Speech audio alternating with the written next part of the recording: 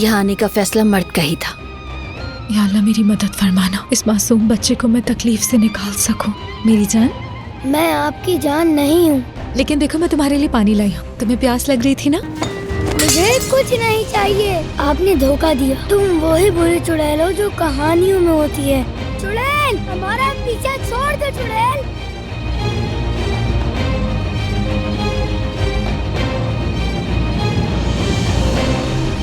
मेरा यहाँ पर मर्द को लाने का मकसद सिर्फ इतना था कि शायद तुम उससे कुछ कहो और उसे थोड़ा सा सुकून मिल जाए। तुमने यहाँ आने की फालतू तकलीफ उठाई है और अपने साथ मर्द को भी इन सब में घसीट के उसे परेशान कर रही हो।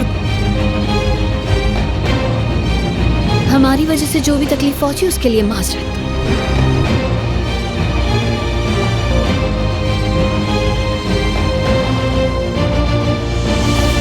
ये मोहब्बत बदुआ बन गई।